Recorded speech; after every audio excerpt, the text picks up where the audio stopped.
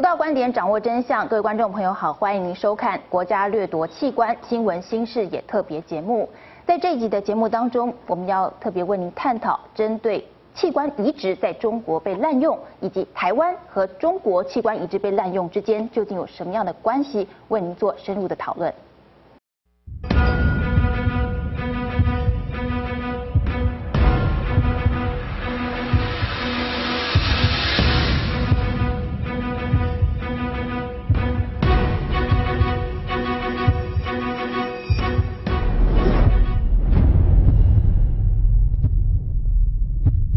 好，我们特别为您邀请到5位重量级的来宾来参与我们今天的讨论。第一位是已经来到台湾3次的加拿大前亚太司司长 David Kilger。你好 ，Catherine。第二位是加拿大人权律师 David Matas。Hello。第三位是以色列希巴医学中心的心脏移植部主任，以及前以色列的这个移植器官学会的理事长Jacob Lavee。Hello。第4位是马来西亚吉隆坡医院的肾脏科主任，同时他也是前马来西亚肾脏医学会理事长 Ghazali Ahmad。你好。第5位是美国医师反对强摘器官组织的医务主任徐建超徐医师。大家好。好，非常谢谢这5位来宾今天参与我们的节目讨论。在进行讨论之前，我们先来看一段新闻影片。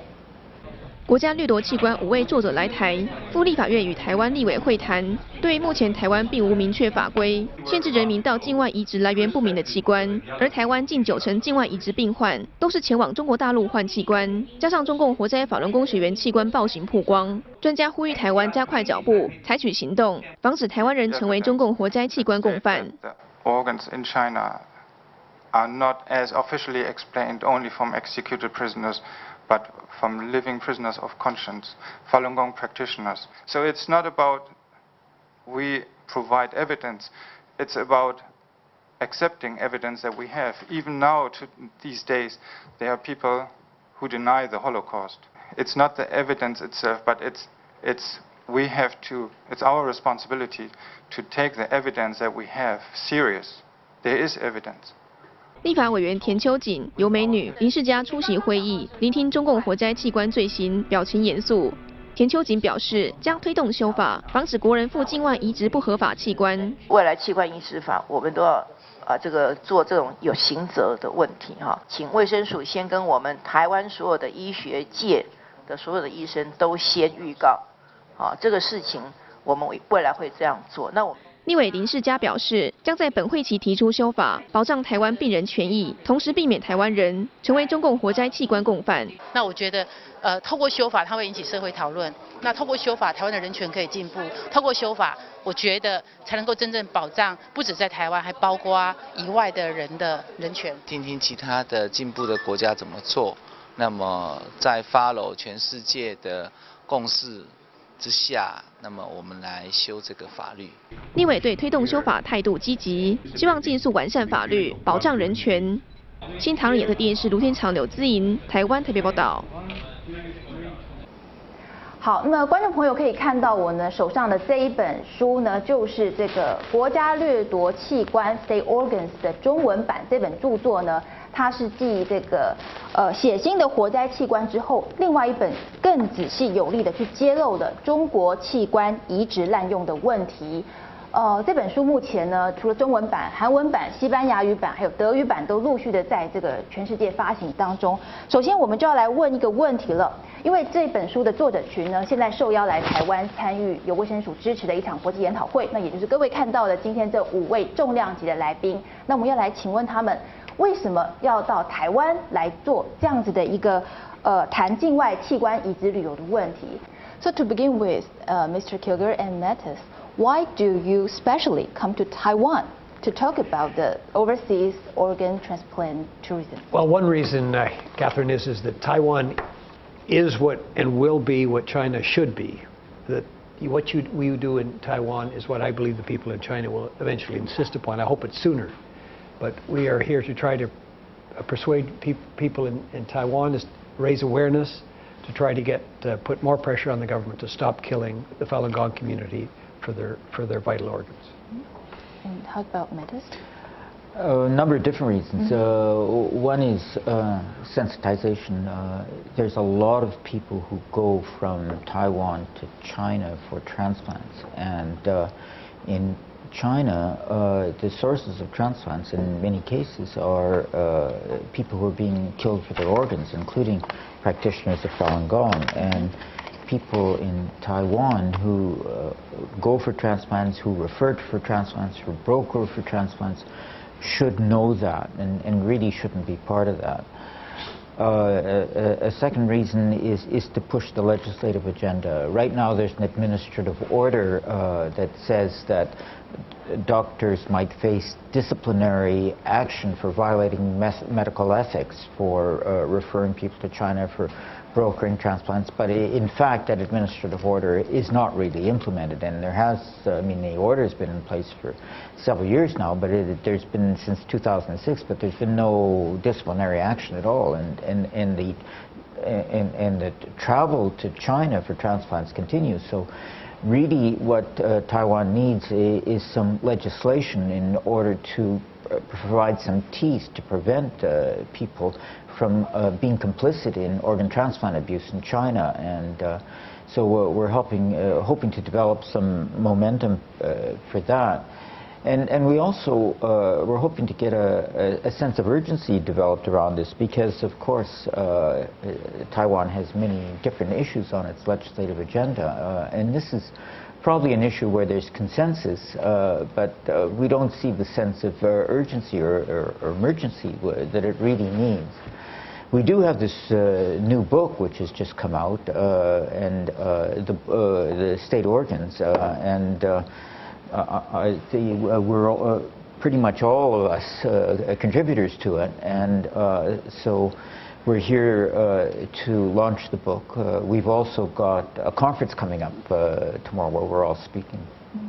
好，刚刚两位大卫的这个先生已经讲到了，说这个台湾为什么要在台湾办跟这个中国器官移植滥用相关的这样子一个研讨。我们先带给观众朋友看一段数据哦，请导播给我们一个图卡，对于台湾在器官移植上面的需求和器官供给之间的这个状况 ，The chart shows that number of organ supply accounts for only 2.41 of demand。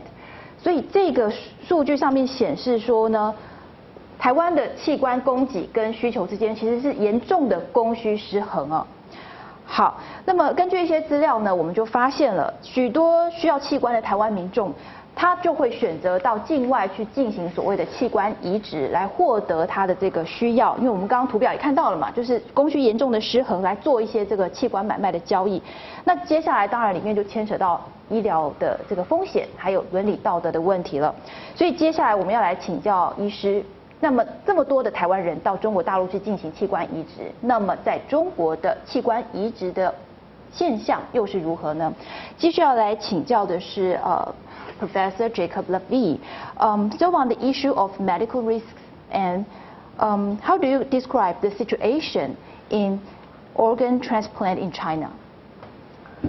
Well, my personal involvement, back in Israel, I'm the director of the heart transplantation unit at Israel's largest medical center, and my personal involvement with the transplant tourism of Israeli patients to China started years ago in 2005, when all of a sudden, after years of hearing that many Israeli patients went to China to get kidneys, and I thought they were simply going to China to buy one kidney for a poor Chinese person who was selling one of his kidneys, all of a sudden I realized that a patient of mine went to China and got a heart transplant on a pre-specific date.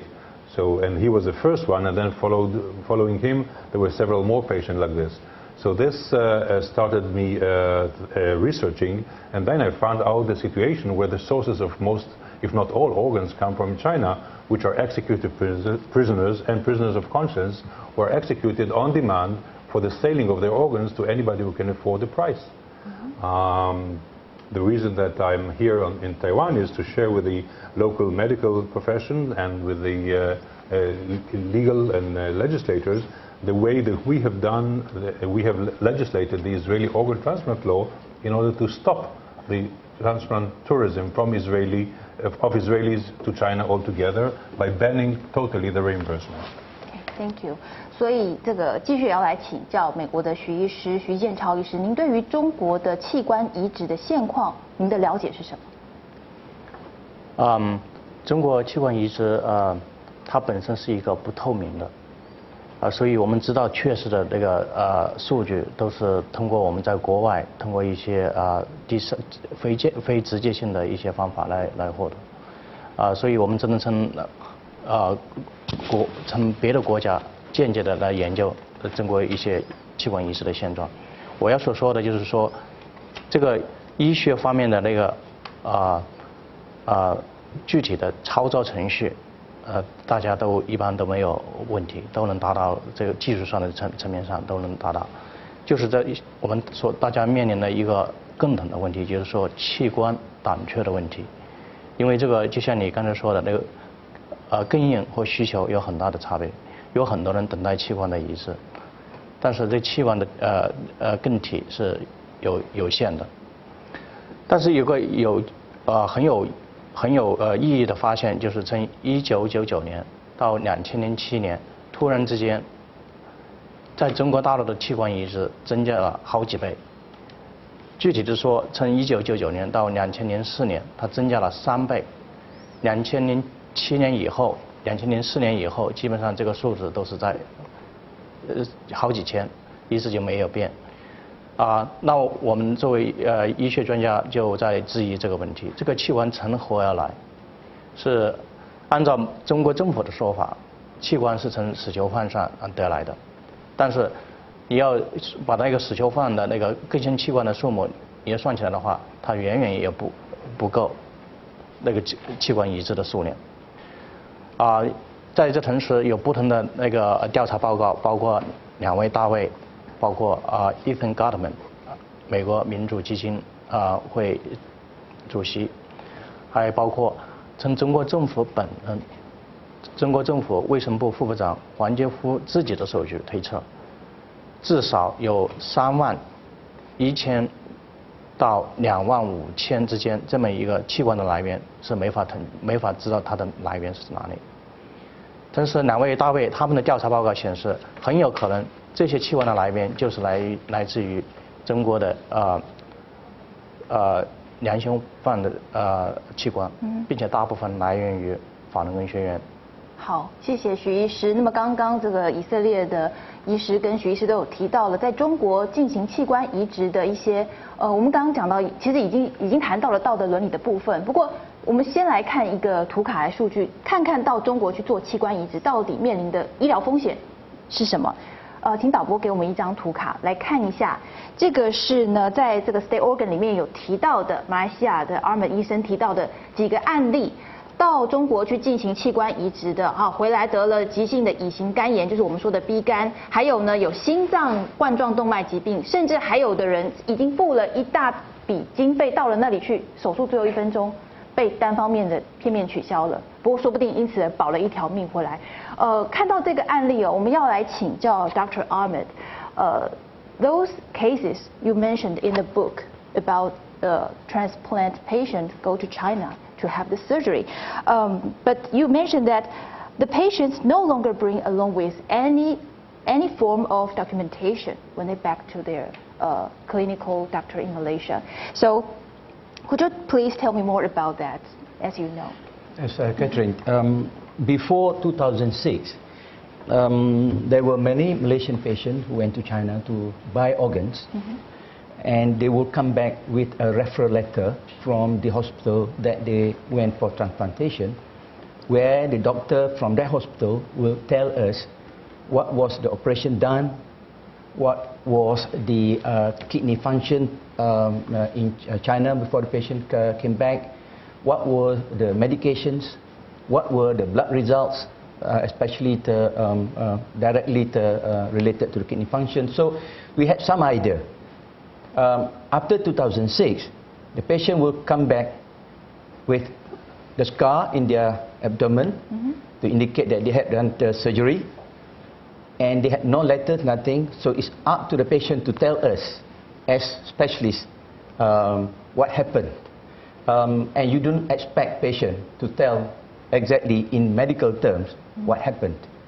it is actually a common expected standard courtesy when a patient is referred from one doctor to another for investigation, for continuity of care, that the doctor who refer will write something telling the other doctor what happened with this patient, what is expected to be done by the other doctor.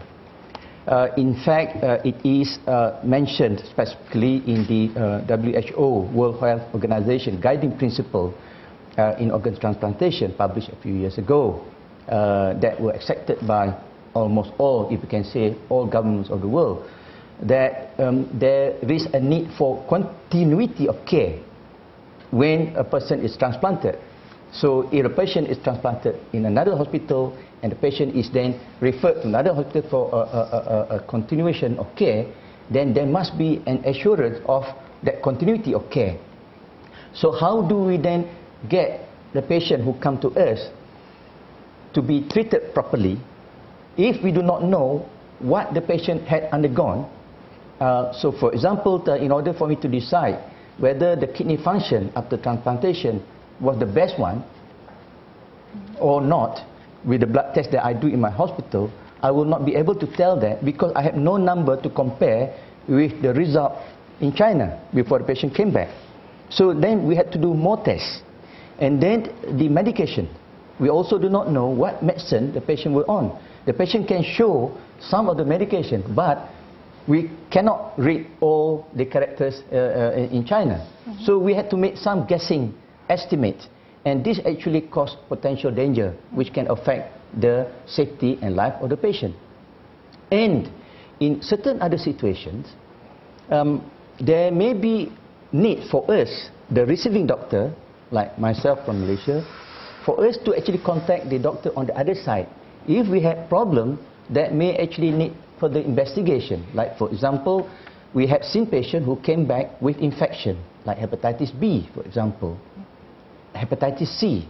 In a public health, a good public health system, the doctor will actually need to tell the public health specialist to go and investigate where is the source of this infection, because this infection can spread from one person to another.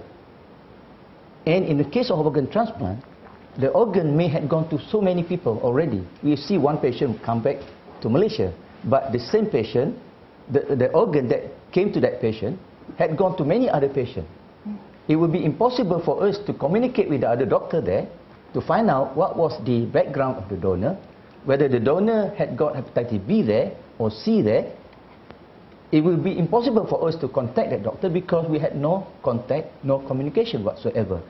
And in case the donor there has got cancer, and our patient here has got cancer, can you imagine how many patients we had gone to that center getting the organ with the cancer in that donor, and all the patients who had received that cancerous organ will have gone back to their own country or their own hospital, bringing in new problems.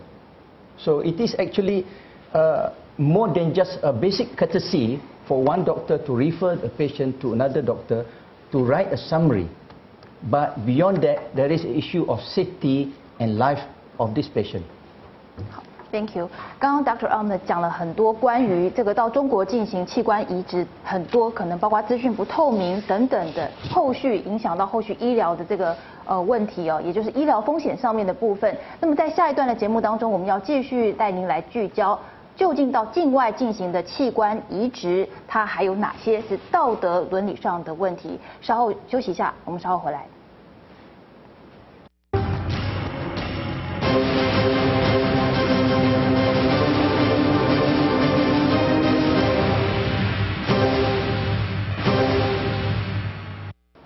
独到观点，掌握真相，欢迎您回到国家掠夺器官新闻新视野特别节目现场。那么刚才的上一段节目当中，其实医师都有提到了到中国去做器官移植的这个器官来源不明的问题。到底我们先来看看中国每一年做了多少的器官移植，而这些器官的来源又是什么？两位大卫 Matheson Kilger 做了很多的数据分析，得到的一个结论就是这些器官的来源来自法轮功学员。不过我们先要来请教 Kilger 还有 Mathis， 就是怎么看现在的这个问题？就是2006年他们做了这个报告之后，现在中国的政府对于有活摘器官这件事情的态度否认，而且掩饰这个罪行的部分。Mr. Kilgo, since your investigation on 2006 and Falun Gong practitioners are largest group of the sources of organs, and so what's your view on the CCP government? They try to cover what they have done until now. Well, it's terrible what they've done. In fact, like other regimes we can think of, Hitler certainly tried to conceal the Holocaust for a long time. Other dictators have done the same sort of thing. We've estimated, as you know, Catherine, that about 41,500 Falun Gong transplants came from Falun Gong practitioners in just 5 years. It's still going on. It's probably, some people say it's 90,000 transplants now or higher. But it looks pretty appalling that the government of China is killing its own people in a obvious crime against humanity, and then selling their organs to foreigners, to wealthy Chinese. It's despicable. We've all said, or many of us have said, that the people who did it, Jiang Zemin, should be taken before the International Criminal Court. Bo Xilai, as you know, was the governor of the province where it was probably the worst, and he should be in front of the International Criminal Court too. Can you think of any example in history where a government would kill its own people and sell their body parts? So of course they want to conceal it, and they've tried to conceal it. But I was just at a conference before I came here in Seoul, and a spokesman from China, when I confronted him on this, basically got up and said, "There's no evidence." Well, we have 52 kinds of evidence, and if you don't like the first one, you've got 51 other kinds of evidence that it's happening. So it's a terrible thing that they're doing, and what we're hoping, as you're hearing, is that we're hoping that the new government of China will realize they cannot simply continue to do this. Their reputation is going to be, as more and more people know about it, their reputation is going to be terrible around the world.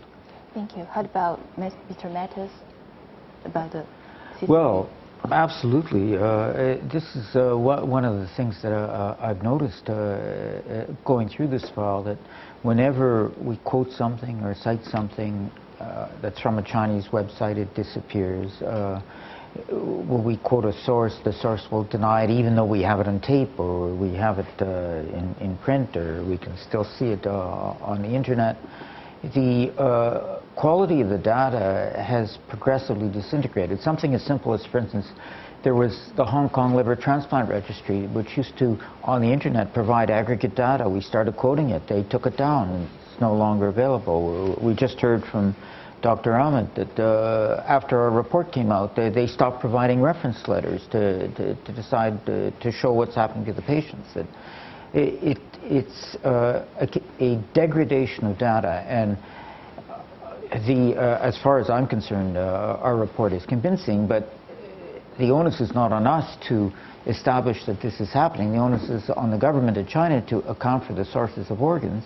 It doesn't do it. It's international standards. World Health Organization says traceability, transparency, accountability.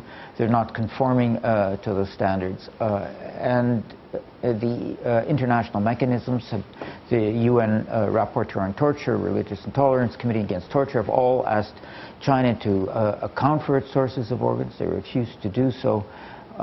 So what we've got plainly, clearly, unequivocally, incontestably is a cover-up.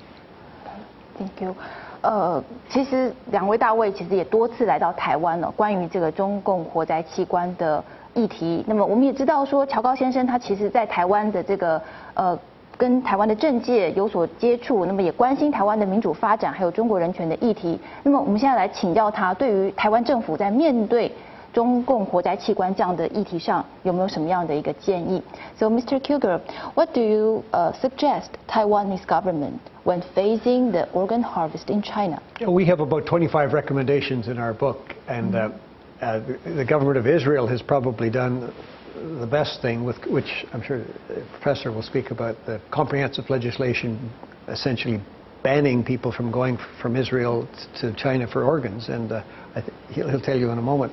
I'm sure you could you could at least put up on their government website an indication that if you go to get an organ in China, there's a very good chance it's going to come from a Falun Gong practitioner who's committed no offense, been convicted of no offense, and he or she is somebody who's being killed like a, as I often said, like a lobster in a grotesque restaurant, so that somebody can come home with a kidney having killed somebody for it. I don't think the people of Taiwan or Canada or United States or Malaysia know this, and the more people can be aware of this, I hope the less people will be inclined to go to China for organs. Okay, so how about the three doctors? When to Davis, they just mentioned about some suggestions to maybe government or any society, so please, can you give me some feedback? I can share with you our experience in Israel. So, speaking back to the year before 2008, there were actually, Catherine, two main reasons for the huge transplant tourism from Israel to China. The first reason was the absolutely full availability of organs for Israeli candidates waiting for organ transplantation in China. Practically every Israeli patient who wanted to get an organ, be it a kidney, a heart, a liver, in China could go there and get them. And the second reason for this huge transplant tourism from Israel to China was a unique situation in Israel whereby all these transplantations were fully reimbursed by all Israeli insurance companies and sick funds. This has been the law until the year 2008. So when I started to realize, as I told you before, about what is the source of these organs, we worked together with our ministers of health, and finally, in 2008, our Israeli parliament has legislated the organ transplant law, which fully bans reimbursement of any transplant operation performed upon an Israeli anywhere around the globe, as long as it's illegally performed and there's organ trade taking part of this part of the operation. From that day on, from the end of 2008, not a single Israeli patient went to China any further. So I think that similar measures could be taken, or could be at least considered, by the local government here in Taiwan to stop the influx of Taiwanese patients going to China. OK， 所以以色列的这个 Lavee 医生讲到说他们的立法的成功的经验。那么我回过头来要请教 Mattis， because Mattis you mentioned in Canada, you say no more hearings. It's not enough. We have to take some actions. So could you please explain more about the actions? Sure. Obviously, when it comes to China itself, it's difficult to control or influence the government of China, although we certainly should try. But we are certainly capable of deciding amongst Canadians what to do in Canada, amongst Taiwanese what to do in Taiwan, and so on. And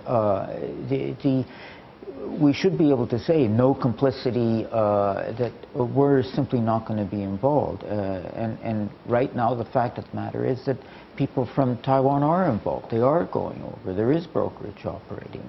And that could be stopped. It should be stopped. And when it is stopped, and also the contact between professionals, the training, the conferences, the journals, and so on, if people around the world say this is unacceptable, at least they won't be involved in it, and it will convey a message to China that it's repugnant to the rest of the world. Okay, thank you. Especially for Falun Gong, the organ harvesting. Well, of course. I mean, when you're dealing with the killing of innocents, the prisoners of conscience, I mean, even I would say the killing of a person sentenced to death, it's a violation of international standards.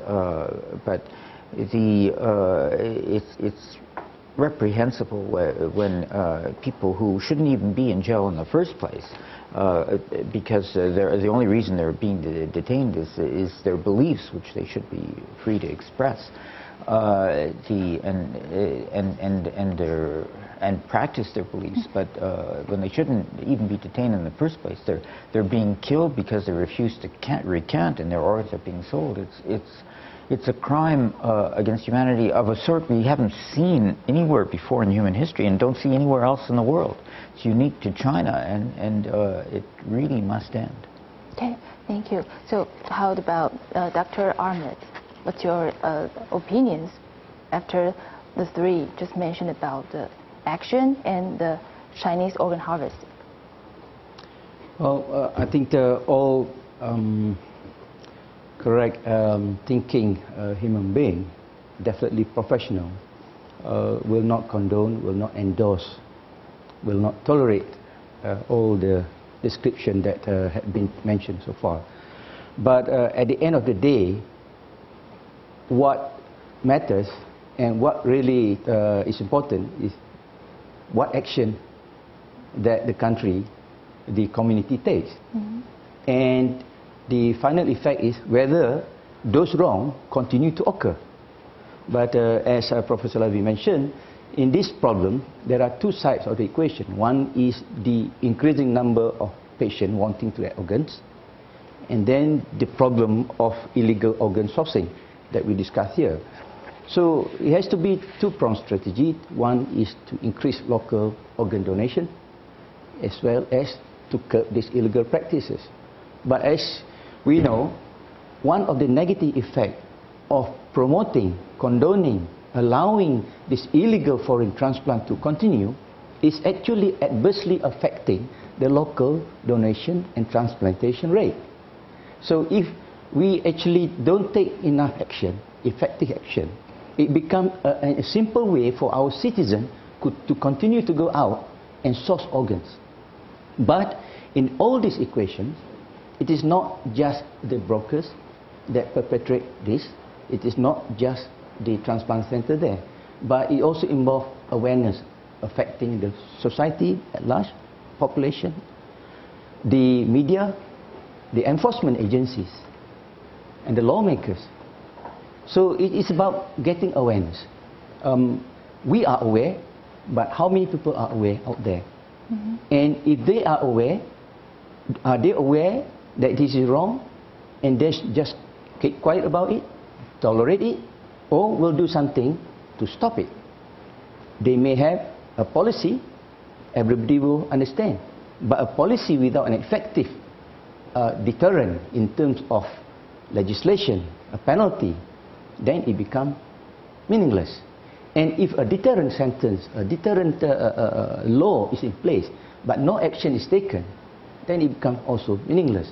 So I think there are a lot of steps in between for us to combat these inhumane, unprofessional, unethical practices to answer the organ shortage problem in our country. 好，谢谢Ahmad医师，他也提到了一些他们的这个在马来西亚可能要做的一些努力。那么，请徐医师也跟我们回应一下，就是说，怎么样看这个刚刚大家提到的这些建议，还有就是在这个台湾政府面对像北京政府活摘器官这样的议题上面的态度，可不可以给我们一些建议？我们今天我和这两位大卫和这两位医生来到台湾。我们的目的也是想通过几方面的不同层面，来杜绝这种非法器官的移植的行为。我们想通过像这样的节目，通过电视来告诉台湾人民，让每一个公民都知道，你要是到中国大陆去接受器官移植的话，就很有可能有一个中国人就为此要丧失他自己的生命，让你来得到这个器官。我想要有良心的台湾公民知道这件事情的真相的话，他不会去中国大陆来得到器官移植。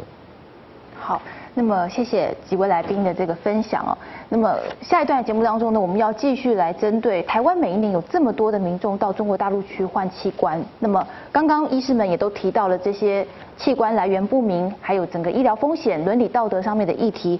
所以休息一下，我们要继续回来，到底台湾每年有这么多人去大陆移植器官，台湾的政府可以做些什么？稍后回来。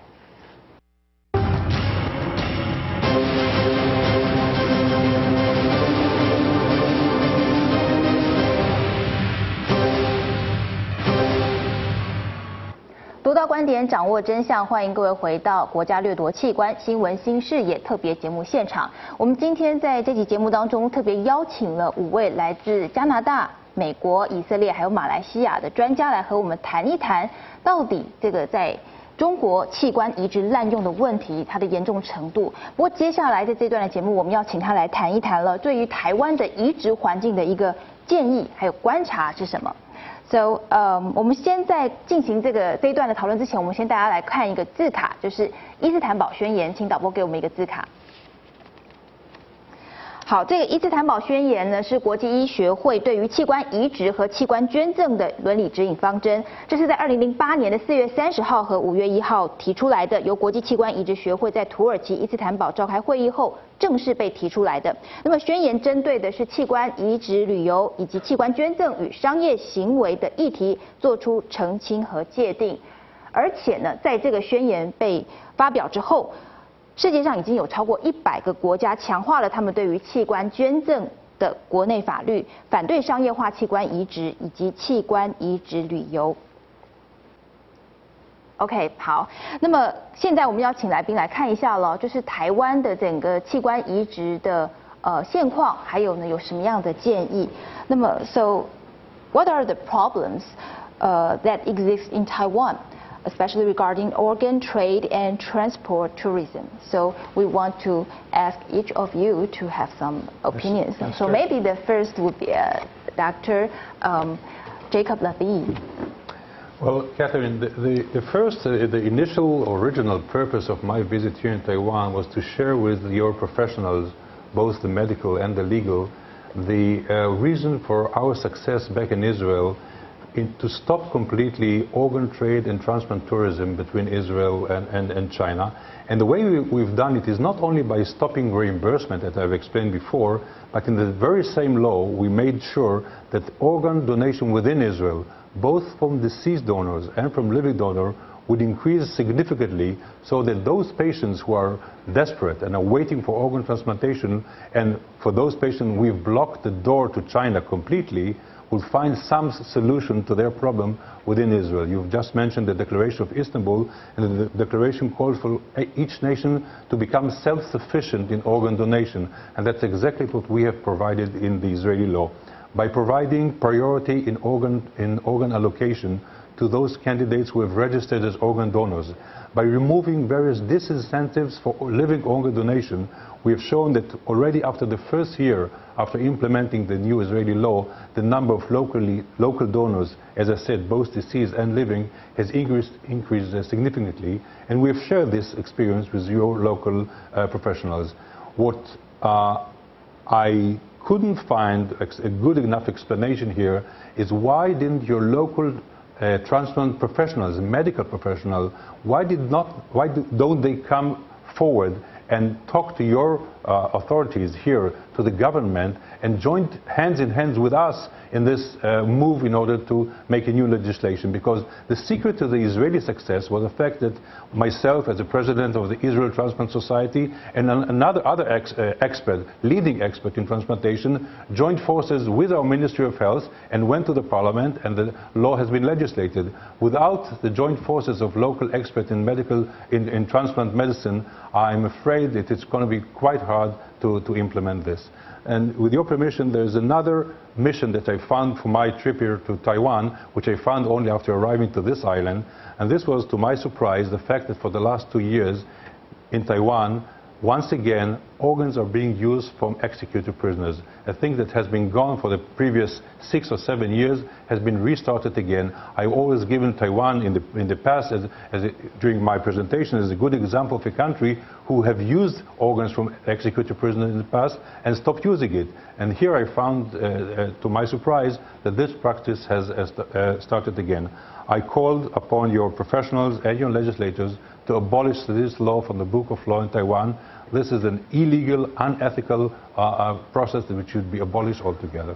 好，谢谢以色列的医师，他也提到了这次来到台湾参加研讨会的一些目的，那么也有提到了一些观察，可能包括台湾在使用这个器官移植方面的这个来源的部分。那Dr. Ahmad, would you please explain for us more about your observation into Taiwan's transplant,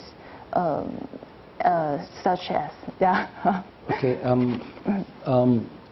To be fair, the number of transplants performed in this country, Taiwan, is more than in Malaysia. We are still low, but our numbers are increasing, but lower than Taiwan. But also, to be fair, I must also add here the number of Taiwanese who went to buy organs in China are also equally more than Malaysian. I had an opportunity to look at the data published by a professor in bioethics in the National Taiwan University that showed to us that 2,284 Taiwanese went to China to buy organs from 1998 to 2007. And that constitutes something like 54% of Taiwanese who had kidney transplant. Compared to 800 Malaysians who went to China from 2001 to 2010, which is equivalent to 51% of transplanted kidneys involving Malaysians. So we had taken some steps in the country to curb this, as we actually do steps to increase transplantation rate. But as Professor Lavee mentioned, from what we are aware in our country, we, the professional, the medical doctors, actually take a lead, a significant input into the initiative to solve these problems.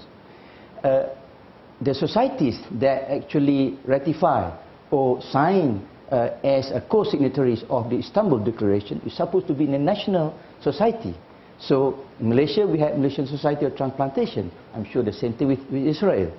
Now, if the Taiwanese Society of Transplantation, or whatever the National Transplantation Society did, and if they did sign that, then we would expect them to be at the front, and definitely we will appreciate their presence with us here. The other thing is again to reverberate, to echo what Professor Lavee mentioned. The so-called the use of executed prisoners, and in fact, for that matter, use of organs from prisoners is very controversial, but definitely not acceptable for convicted prisoners. While waiting for the formal law, if there is going to be a serious attempt to formalize a new legislation, there should be again a reflection of that from across discipline. And who are the ones that will actually do this locally? It will be among doctors. So I think here it is an expression of frustration from some among of us who belong to the international fraternity of clinicians who sign a common Hippocratic oath that has got certain expectation that we learn that taking organs from executed prisoners does occur in this country. So in the new legislation, there has to be a clear no to this, and there has to be a clear, severe penalty attached to the commission of such act, even if it is indeed proven that such an act occurred in this country. So, you know, if that happens, then it will be a reflection of a serious nature. But at the same time, the law enforcement agencies, the police, all these people that are supposed to go and catch all these people, need to also be helping this. So again, that involves education. The law enforcement agencies need to be educated on the seriousness of this. Because in the whole national agenda, this may be seen as something not important, because out there are more people who die. But here is the deliberate killing and a systematic killing and an officially endorsed killing by the state, which is completely different compared to a mafia that goes behind the street and shoot somebody. So that is an understanding that we want the public to actually take this up seriously and then work together. Okay, it seems that Mr. Kyogo wants to respond. Well, no, it's not just to support. Okay. One of the things, I don't know whether people know in how it works, is basically it works is that you go to #1 People's Hospital in Shanghai, or a lot of people do. They're given the blood tests and the tissue tests, and then there's a computer bank, and it says where there's a match for somebody who, perhaps the case you were mentioning, and then some poor man or woman is basically dragged out of a forced labor camp into a makeshift operating room, given a light anesthetic, and then both their kidneys, their heart, lungs, all of their vital organs are taken out, and they're flown to Shanghai to be transplanted. The example that just shakes me, and it's in our book, and we don't give the name of the person, but he's a Taiwanese resident, and he's doing fine because David Matus and I interviewed him the last time we were here. But he went to the #1 People's Hospital and was 4 sets of kidneys were brought to him, and none of them was compatible with his body. And so he came home for 3 months to Taiwan. Then he went back, and the same thing happened again 4 times. So what it says, and what the example we give says, is that 8 human beings were murdered so that the resident of Taiwan could have a new kidney. Well, I wonder how many people watching us, or how many people in Taiwan know that this is the kind of outrageous thing that's happening. And if they did, I have to believe that an awful lot less people in Taiwan would be going to China for organs. And just if I can add a footnote, a couple of us went to Australia. David's been a number of times, and people weren't aware of this kind of thing I've just mentioned. So when they became aware of what was happening and that Falun Gong practitioners were being killed without any pretense of a trial or anything like this, they were just being killed and sold as body parts. A lot less Australians have been going to China, we were told by the Department of Health after that. So I'm sure that the Taiwanese people would see the way if they were aware of what kind of things are going on. Okay, thank you. 所以刚大概总结一下，其实马来西亚医生已经讲到了，他说其实台湾的移植到大陆去做这个器官移植旅游呢，比马来西亚的人数远多得多。那 Kilgore 先生也举了个例子，他说台湾有人到大陆去移植，然后只是要换一个肾，可是他同时可能有4、5个来等着跟他做这个配对相容。那不成功的话，其实等于就是有4条生命因此而失去了他的性命。所以其实回到就是台湾到大陆去移植，或许总之是这个人数还有他的这个器官移植旅游的这个频率程度是比其他的亚洲国家甚至高得多的。所以最后我们想要请这几位来宾再帮我们做一个建言，因为台湾毕竟在做这个 organ trade 这个所谓的到器官移植旅游的这方面，可能还有很多，比如说要向以色列学习的部分，是不是可以请徐医师也先帮我们稍微补充一下，包括刚刚这几位来宾讲的那个部分，台湾移植，尤其是做这个器官移植这种所谓商业买卖器官的现象，您的观察是什么？是的，就是相对来说，台湾到中国大陆移植的做器官移植的比例比别的国家高，这也是有很多原因。因为台湾和中国以前是一个国家，台湾的人和大陆的人，他们说不定有亲缘关系，有各种各样的关系，所以这是很自然的。台湾到大陆去做器官移植的人，比别的国家要多一些。至于我们要怎么杜绝这种非法行为？又像2个大卫以色列医生和马来西亚医生，他们已经介绍了他们的那个经验，这些经验都是很有效的，并且是可行的。有一点我要说的就是说，以色列的经验就是说，不单单他们杜绝非法器官的移植的行为，同时他们也增加了他们器官的来源，通过不同的方法，包括立法，包括增加他们的教育。我知道大卫医生他们已经通过立法的方式，叫中学生就学习要增加他们的那个器官的赠捐，这个都是很有效的，并且他们就是说发现每一年，自从他们法律生效以后，每一年他们器官捐赠都在增加。那么台湾要杜绝这种到中国大陆移植器官移植，我想就像2个医生建言一样，这个医生他是做这个手术的操作者，他能使这个手术发生，也可以使这样的非法的行为一下子断绝。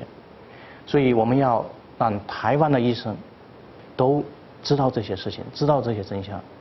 你推荐你的病人到中国大陆去参加肾移植、肝移植、心移植，就有一个大陆公民就有为此失去他的生命。我想台湾医生一旦知道这个事实的时候，他会告诉他的病人，建议他的病人不要去大陆做移植，我们再想别的办法，我们找别的亲友在台湾帮你找到更替。好，谢谢。那么节目最后我们请每一位来宾呢以1分钟的时间来帮我们做一个总结，就是关于整个器官移植在中国遭到滥用的这个议题。So last piece in the section, we would like to ask each of you to have 1 minute summarize about the organ transplant abuse in China. Would you, 从 David Jacob, please? Well, yes, this has been going on since probably 2001, and it's still going on. It's true that less foreigners are getting the organs now, it would appear. More Chinese nationals are getting the organs, but it's still the most outrageous thing that I have ever heard of since the Holocaust. And I'm not saying that idly. The fact that you could kill your people as if they were some kind of lobsters or cattle and say, I can sell this lung for so much and this heart for so much. I mean, I don't think George Orwell could have imagined anything like this in his writings. This is beyond comprehension for most people. When you say it to them, they look at you sometimes as this can't be happening. But it is happening, and you've heard from all of us today, it's happening and it's got to stop. And if the new government in China, the new Standing Committee of China wants to have respect of people in the world, this is an excellent place for them to put some distance from Jiang Zemin, who started this whole process, and put some distance from Bo Xilai, who was one of the worst people in China in terms of organ harvesting. So now is the time to stop it with the new government. Okay, so please, Mr. Mattis. Well, one of the reasons we came to the conclusion that we did, that the Falun Gong were being killed for their organs, was that the precautions that should be put in place to prevent that sort of abuse from happening are not in place. And the reality is that because the technology is morally neutral and can be used by awful people, that unless you put these precautions in place, this sort of tragedy and travesty can occur. And the need to put these precautions in place falls to the whole global community. It falls to the Taiwanese. And the Taiwanese are as undefended against this abuse and preventing people from going to China and being complicit in organ transplant abuse as any other country in the world, perhaps even more so, because it's very easy for the Taiwanese to get to China for transplants because of the close cultural connection, the close geographical connection, and the fact that there's a lot of, I mean, whether it's even a separate country. So the Taiwanese really need to do something to stop being complicit in this. Okay, thank you, Mr. Lavee. Catherine, I think the simple way for me to summarize the reason for my visit here and the reason that I'm doing all this for the past 7 years is the fact that I myself am the son of a father who has been a refugee of a Nazi concentration camp in Poland. And I told myself, once I heard about all the atrocities that are being done in China with the Falun Gong practitioners and with the executed prisoners, that I cannot let myself be silent a similar way like the world has been silent during World War II. Had there been more people like us here during that times, maybe the Jewish Holocaust would have been much smaller in dimension. I hope that what we all of here are doing will diminish the problem that's going on in China and will bring a better future both for China and for Taiwan. Thank you, Mr. Lavee. And Dr. Ahmad. I think it is clear that we have more than enough evidence to tell the world that thousands of patients were killed and thousands of patients who were alive were stolen of their organs from China. And this has not just gone on for the last few months. This has gone on for years. So it has gone for years. It has involved thousands of people. So how many more years and how many more thousands of people that need to be sacrificed before the world opens eyes? We need to have a clear law prohibiting taking of organs from convicted or executed prisoners. And we need to have a comprehensive law to curb trans-border organ trafficking in order to curb the abuse and selling and buying of organs. And if there is any new law that is going to be in place, there has to be some form of extraterritorial enforcement ability, because the trafficking occurs at the border across border, but the crime is definitely committed outside our country. So here is a need for us to be extraterritorial in the definition and enforcement of the law. But to be fair to our citizens that need the organ, countries like Prof. Lavee mentioned, also requested by the Istanbul Declaration, must do everything possible, legal, ethical, professional, to raise perhaps adequate or close to adequate organ needs of their citizens. And we cannot work alone. We had to get the media, we had to get the law enforcement agency, we had to get the public, we had to get the patient, and above all, I would say, being a professional medical practice, we need to be at the driving seat, in the driving seat at the forefront, bring all this together. So otherwise, we'll be fighting a losing battle. Thank you. 徐医师。当我开始听到这个强摘器官的暴行的时候，我是不相信的。我觉得这样的事情不可能在人类社会发生，但是事实证明，这样的事情正在发生。我们必须作为我们的公民、医生、护士、医务人员、立法人员，我们大家都行动起来，制止这种反人类的罪行。好，非常谢谢5位来宾今天精辟的分析。那么其实我们原本要讨论从这个中国的器官移植被滥用这样的现象，那么其实来宾每一位几乎都点到了这个背后的根源，就是来自于这个背后有活摘人体器官，然后贩售牟利这样子的一个反人类的罪行。所以接下来在下一集的节目当中，我们会继续聚焦带您探讨。面对这样子的一个暴行，各个国际间有采取什么样的应对措施，以及在立法上可以有怎么样的后续动作？感谢你的收看，独到观点，掌握真相，新闻新视野，我们下次再见。